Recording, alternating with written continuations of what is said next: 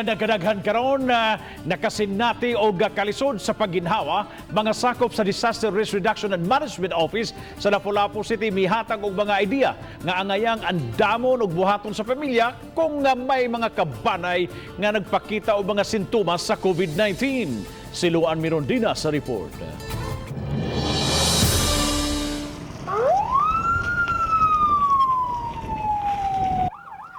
Adlaw, muresponde ang mga sakop sa crisis management team ug mga tawag sa mga kabanay kansang sakop sa pamilya naglisod na og ginhawa aron kalikayan nga musangpot pa sa bati nga sitwasyon ug aron masayon nga matabangan ang mga tawo nga natakdan sa COVID-19. Ani ay pipila ka mga ideya nga gipaambit ang mga sakop sa crisis management team.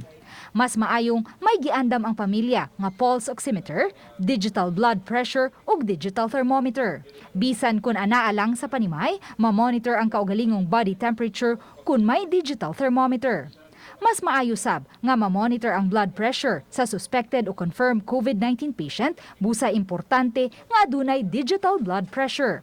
Samtang ang pulse oximeter ang musukod sa level sa oxygen sa usa ka tawo, ilabi na kung maglisod na siya og ginhawa. Ang paggamit ani kay isod sa finger, then ipislit ni, then mo read na siya.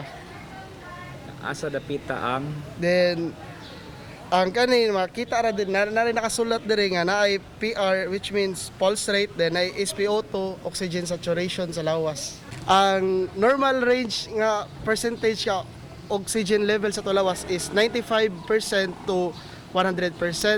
If mo below siya 90%, it means need na siya og oxygen sa atong lawas. Common sa ilaha ba nga maglisod yun na sila, especially asthma or na mga COPDs and problem in regards sa lungs. So natay guideline questions ana nga inigtawag sa atong hotline number, mo guide na siya. Nya nasa tay mga health teachings in regards nga natay mga deep breathing exercises like ang ginhawa sa ilong yun ay hinigawa sa baba until while kung nasa lay pulse oxy, if needed na gyud nga i-check na to sa atong ambulance, that's the time we will go there sa ilahang balay. Bukas usab ang emergency hotline sa Lapu-Lapu City 0999-972-1111.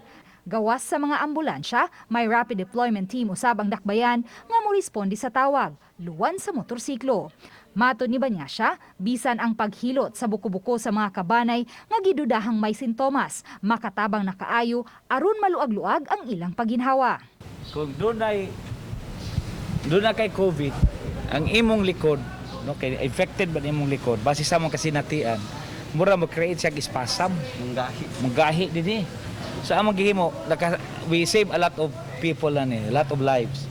Amo rin sa hiloton gini napita kini. Taliwa sa nasinating pandemya, ang igong kahibaw, ang kanunay pag-amping ug ang pag-ampo ang labing mahinungdanon. Uban ni Marlon Melgazo, ako si Luan Mirondina, ug kini ang akong short dokyo.